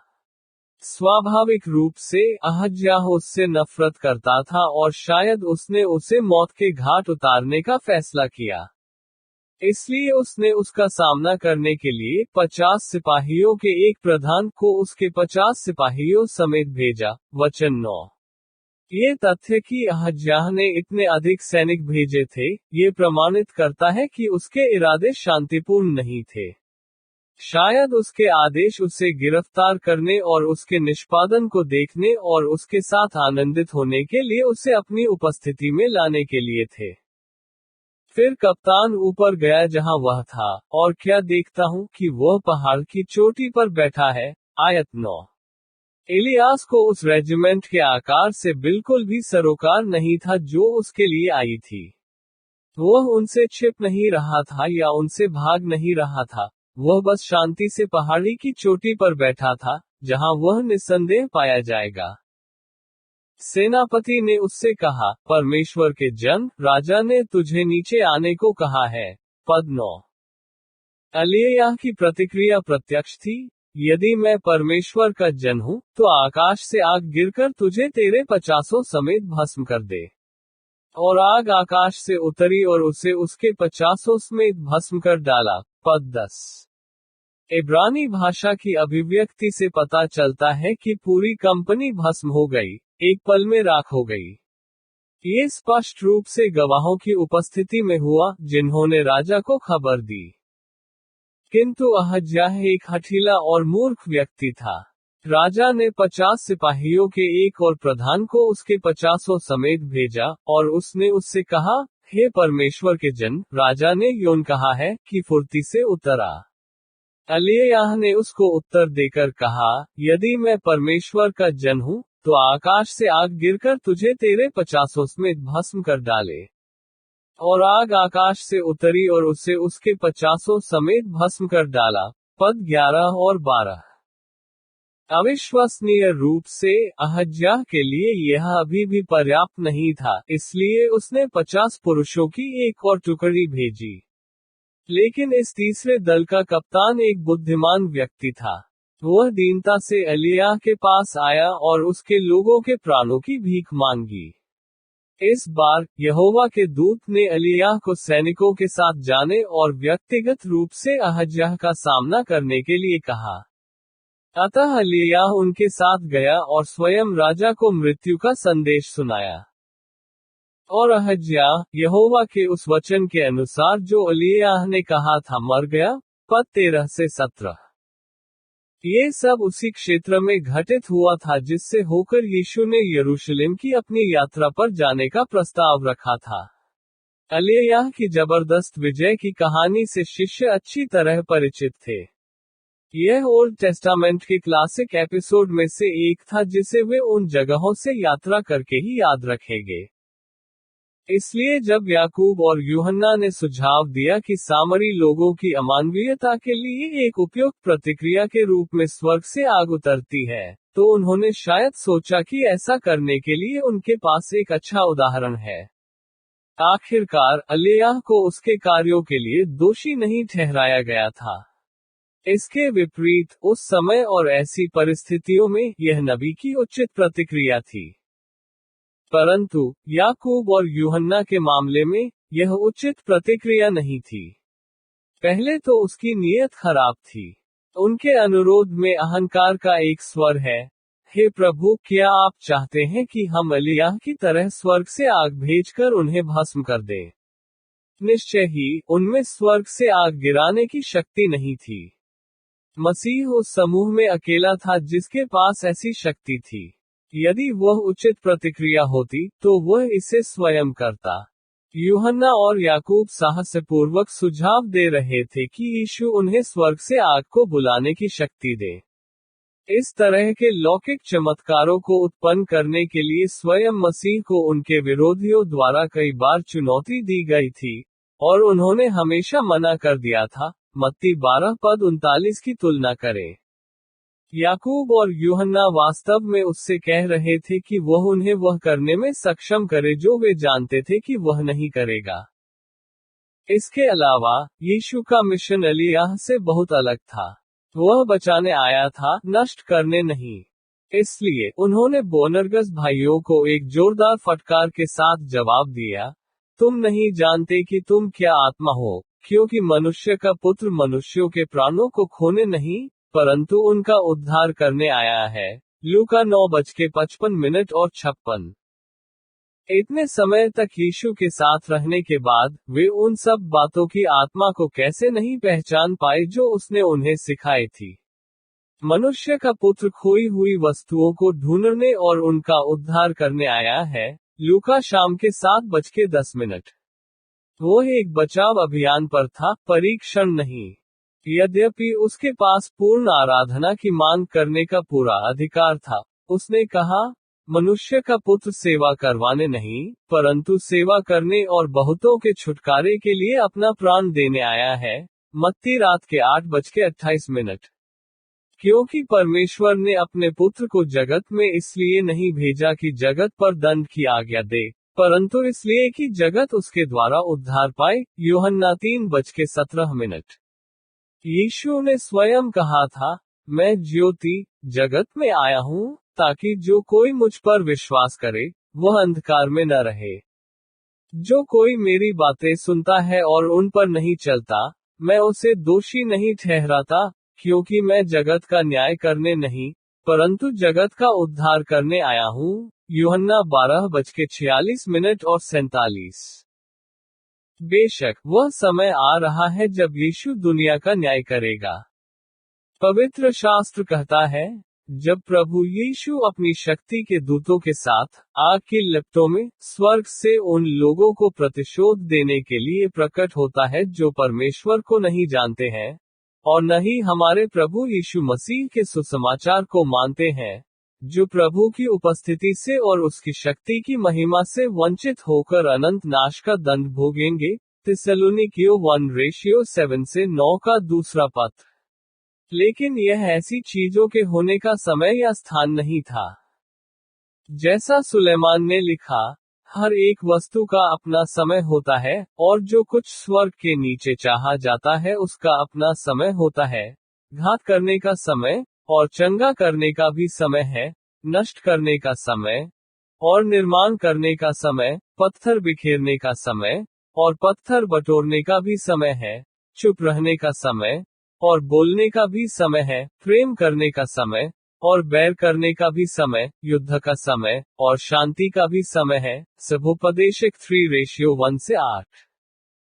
एक पल के लिए याकूब और यूहन्ना भूल गए थे कि आज उद्धार का दिन है। कुरिन्थियों 6:2 को दूसरा पत्र। शायद, हालांकि, समरिटन्स के खिलाफ उनके आक्रोश में बड़प्पन का स्पर्श है। यीशु के सम्मान की रक्षा करने का उनका उत्साह निस्संदेह एक महान सद्गुण है। निष्क्रिय होकर बैठने और मसीह के विरुद्ध अपमान सहने की अपेक्षा धर्मी क्रोध से क्रोधित होना कहीं अच्छा है। इसलिए, कुछ हद तक, यीशु को जानबूझकर तिरस्कृत देखकर उनका आक्रोश प्रशंसनीय है, तब भी जब उनकी प्रतिक्रिया अहंकार से भरी हुई थी और समस्या के लिए उनका प्रस्तावित उपाय पूरी तरह से अनुपयुक्त था। ध्यान दें कि एलियाह ने जो कुछ किया यीशु ने कभी उसकी निंदा नहीं की। न ही वह सभी संघर्षों से निपटने के लिए पूरी तरह से शांतिवादी तरीके की वकालत कर रहे थे। एलियाह ने जो कुछ किया वह परमेश्वर की महिमा के लिए और परमेश्वर की स्पष्ट स्वीकृति के साथ किया। स्वर्ग से वह आग परमेश्वर के क्रोध, एलियाह का नहीं, का एक सार्वजनिक प्रकटीकरण था, और यह निश्चित रूप से दुष्ट शासन के खिलाफ एक कठोर लेकिन योग्य न्याय था जो पीढ़ियों से इसराइल के सिंहासन पर स्थापित किया गया था। इस तरह की अत्यधिक दुष्टता ने न्याय के बाहरी उपायों को उकसाया। बेशक, हर बार जब कोई पाप करता है तो वह तत्काल विनाश उचित होगा, अगर परमेश्वर ने हमारे साथ ऐसा व्यवहार करने का फैसला किया है। लेकिन सौभाग्य से ऐसा नहीं है। उसकी दया उसके सब कामों पर है। भजन 145:9। वह दयालु और करुणामय है, विलंब से कोप करने वाला, और अति करुणा और सत्य। निर्गमन 34:6। वह दुष्टों का विनाश नहीं, परंतु ये चाहता है कि वह दुष्टों को अपने मार्ग से फिराए और जीवित रहे। यहेजकेल 33:11। यीशु के उदाहरण ने याकूब को सिखाया कि प्रेम, कृपा और दया ऐसे सद्गुण हैं जिन्हें विकसित किया जाना चाहिए, उतना ही और कभी कभी अधिक धर्मी आक्रोश और भावुक उत्साह से। गौर कीजिए कि क्या हुआ। स्वर्ग से आग मांगने के बजाय, वे दूसरे गांव में चले गए। लूका 9:56। उन्होंने बस खोजा और कहीं और ठिकाना मिल गया। ये थोड़ा असुविधाजनक था, शायद, लेकिन जेम्स और जॉन द्वारा समरिटन्स की अमानवीयता के लिए प्रस्तावित उपाय की तुलना में परिस्थितियों में बहुत बेहतर और अधिक उपयुक्त था। इसके कुछ वर्षों बाद, जब प्रारंभिक कलीसिया बढ़ने लगी और सुसमाचार का संदेश यहूदिया से परे फैल गया, फिलिप डीकन सामरिया शहर में गया और उन्हें मसीह का उपदेश दिया। प्रेरितों के काम 8:5। और कुछ अद्भुत हुआ, और लोग एक चित होकर जो बातें फिलिप्पुस से कहते थे और जो चिन्ह वह दिखाता या उनको सुनकर और देखने पर मन लगाकर सुनने लगे। क्योंकि बहुतों में से अशुद्ध आत्माएं चिल्लाती हुई निकल गईं, और बहुत से झोले के मारे हुए और लंगड़े चंगे किए गए, और उस नगर में बड़ा आनंद हुआ। पद 6 और 8। निस्संदेह, जो लोग फिलिप के उपदेश के तहत बचाए गए थे, उनमें से कुछ ऐसे ही लोग थे जिन्हें यीशु ने माफ कर दिया था जब जेम्स ने उनका दाह संस्कार करना चाहा था। और हम निश्चित हो सकते हैं कि जेम्स स्वयं उन सभी के उद्धार में बहुत आनंदित हुआ होगा जिन्होंने एक बार खुले तौर पर यीशु का अपमान किया था। स्वर्ग में सिंहासन। मत्ती 20:20-24 हमें याकूब के चरित्र की एक और झलक देता है। यहाँ हमें पता चलता है कि जेम्स न केवल उत्कट, भावुक, ईर्ष्यालु और असंवेदनशील था, वह महत्वाकांक्षी और अति आत्मविश्वासी भी था। और इस मामले में, वह और उसका भाई यूहन्ना दूसरे प्रेरितों के ऊपर एक प्रमुख स्थान हासिल करने के लिए एक गुप्त प्रयास में लगे थे। तब जब्दी के पुत्रों की माता अपने बालकों समेत उसके पास आई, और उसके सामने दंडवत करके कुछ मांगने लगी। उसने उससे कहा, तुम क्या चाहते हो? उसने उससे कहा, मेरे इन दोनों पुत्रों को अपने राज्य में बैठने की आज्ञा दे, एक तेरे दाहिने और दूसरे को तेरे बाएं। तब यीशु ने उत्तर देते हुए कहा, तुम नहीं जानते कि तुम क्या पूछते हो। जो कटोरा मैं पीने पर हूँ, क्या तुम पी सकते हो, और जो बपतिस्मा मैं लेने पर हूँ, उसे ले सकते हो।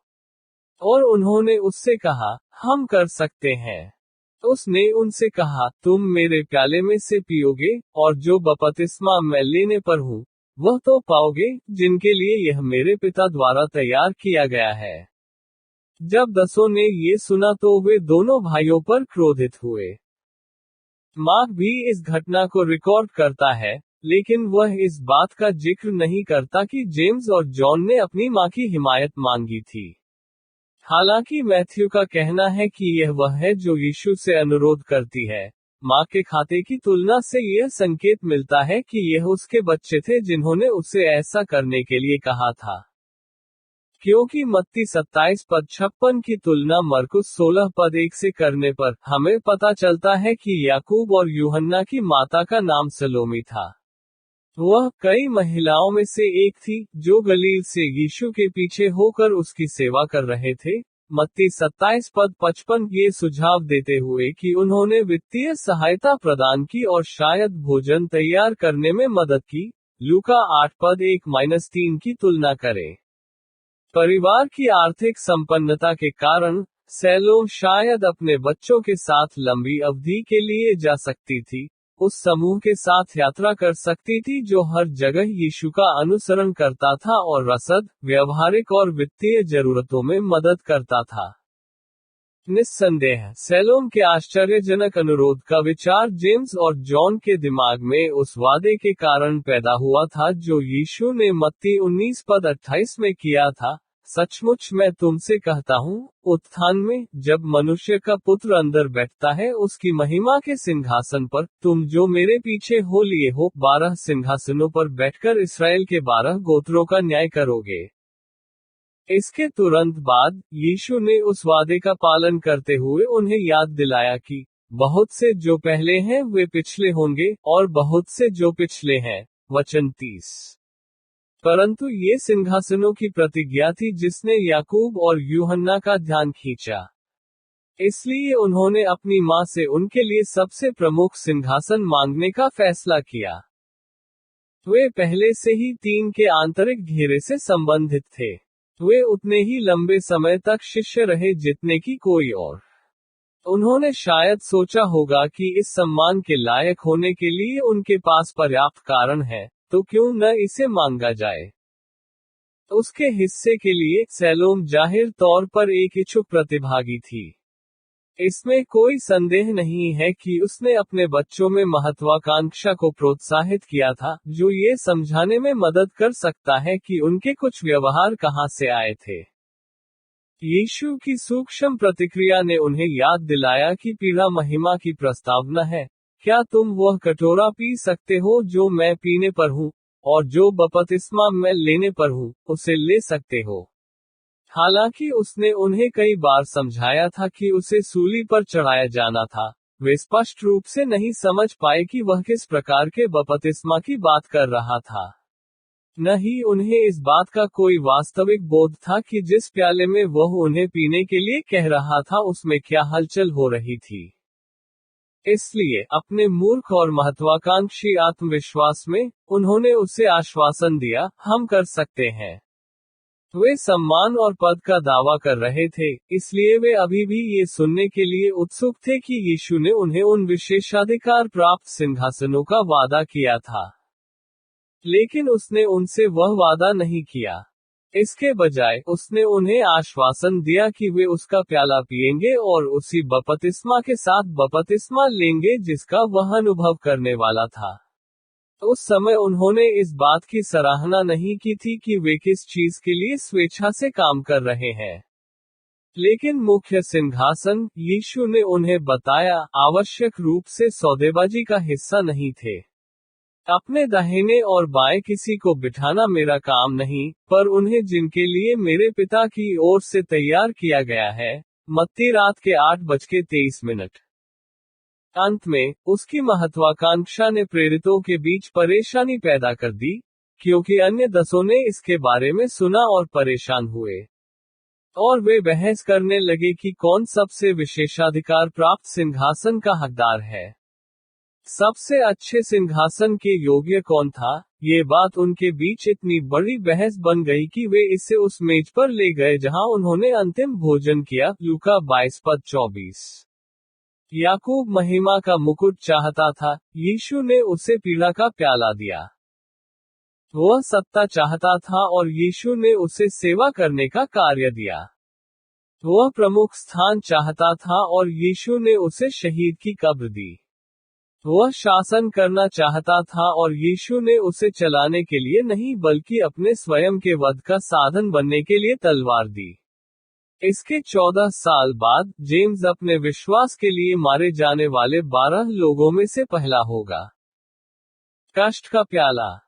सांसारिक दृष्टिकोण से याकूब की कहानी का अंत प्रेरितों के काम 12:1-3 में दर्ज है। उस समय राजा हेरोदेस ने कलीसिया के कितनों पर हाथ डालकर उन्हें दुख दिया, और उसने यूहन्ना के भाई याकूब को तलवार से घात किया। और ये देखकर कि यहूदी इससे प्रसन्न हुए, उसने पतरस को भी पकड़ लिया।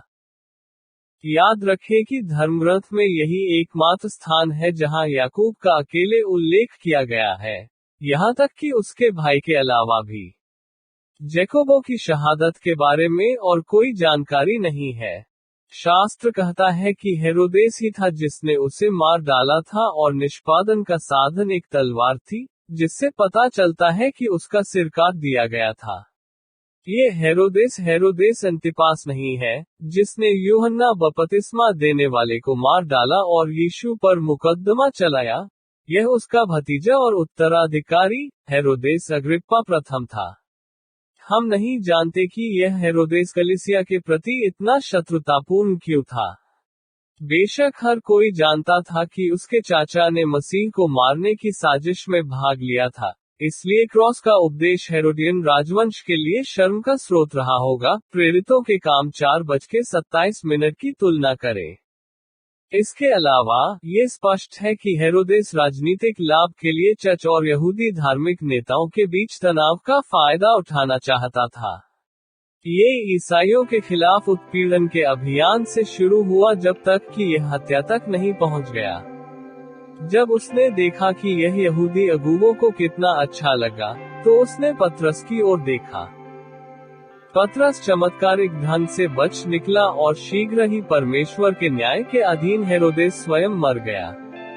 शास्त्र कहता है कि पतरस के भाग जाने के बाद हेरोदेस ने जेल प्रहरियों को मार डाला और कैसरिया चला गया। प्रेरितों के काम 12:19। वहां रहते हुए, उसने उस तरह की उपासना को स्वीकार किया जो केवल परमेश्वर की है। और लोगों ने चिल्लाते हुए प्रशंसा की, ईश्वर की आवाज, मनुष्य की नहीं। तुरंत यहोवा के एक दूत ने उसको मारा, क्योंकि उसने परमेश्वर की महिमा नहीं की, और वह कीड़ों से खाकर मर गया। वचन 22 और 23। इस तरह, हेरोदेस द्वारा उत्पीड़न और मौत के अपने अभियान के साथ प्रायोजित चर्च के खिलाफ खतरा समाप्त हो गया। परंतु यह उल्लेखनीय है कि याकूब मारे जाने वाले प्रेरितों में सबसे पहले था। याकूब ही एकमात्र प्रेरित है जिसकी मृत्यु को लिखित रूप में दर्ज किया गया है। जाहिर है, जैकोबो अभी भी जुनून का आदमी था। उसका जुनून अब पवित्र आत्मा के नियंत्रण में सत्य को फैलाने में इतना निर्णायक था कि इसने हेरोदेस के क्रोध को भड़का दिया। जाहिर है, याकूब वही था जहां वह हमेशा होने की उम्मीद करता था, और जहां मसीह ने उसे अग्रिम पंक्ति में रहने के लिए प्रशिक्षित किया था जैसे जैसे सुसमाचार आगे बढ़ता गया और कलीसिया बढ़ती गई।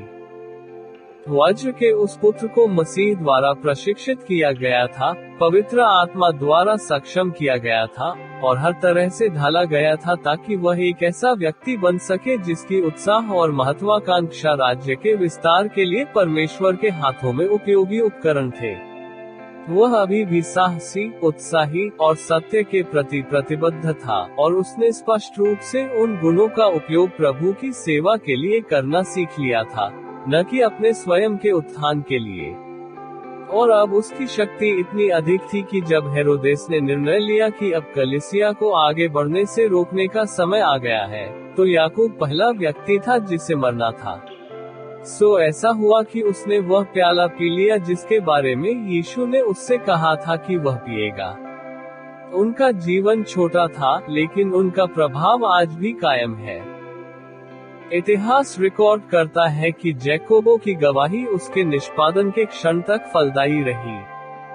यूसेबियस, प्रारंभिक चर्च इतिहासकार, जेम्स की मृत्यु का लेखा जोखा दर्ज करता है जो अलेक्जेंड्रिया के क्लेमेंट से आता है। क्लेमेंट का कहना है कि जो जेम्स को अदालत में लाया था, जब उसने उसे अपनी गवाही देते हुए देखा तो वह हिल गया और कबूल किया कि वह भी वह था, ईसाई।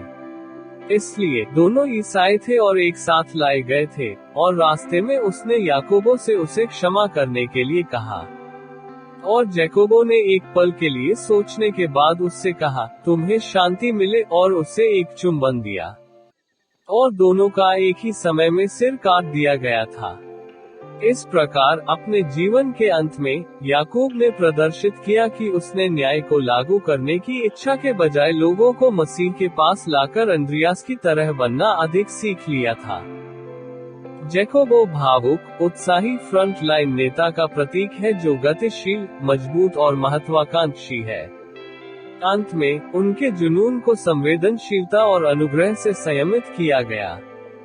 अपने जीवन में कहीं न कहीं उसने अपने क्रोध को नियंत्रित करना, अपनी जीभ पर अंकुश लगाना, अपने जोश को पुनर्निर्देशित करना, बदला लेने की अपनी प्यास को खत्म करना और अपनी स्वार्थी महत्वाकांक्षा को पूरी तरह से भूल जाना सीख लिया था। और प्रभु ने उसे आरंभिक कलीसिया में एक अद्भुत कार्य करने के लिए उपयोग किया। ऐसे सबक कभी कभी जेम्स के जुनून वाले व्यक्ति के लिए सीखने के लिए कठिन होते हैं। लेकिन अगर मुझे एक उग्र, भावुक उत्साह वाले व्यक्ति के बीच असफलता की संभावना के बीच चयन करना होता है, और दूसरी ओर एक ठंडा समझौता करने वाला, मैं जुनून वाले व्यक्ति को चुनूंगा। इस तरह के उत्साह को हमेशा प्यार से जांचना और संयमित करना होता है। लेकिन अगर ये पवित्र आत्मा के नियंत्रण में दिया जाता है और धैर्य और दुख सहने की इच्छा के साथ मिश्रित होता है, तो ऐसा उत्साह परमेश्वर के हाथों में एक अद्भुत साधन है। जैकोबो का जीवन इसका स्पष्ट प्रमाण प्रस्तुत करता है।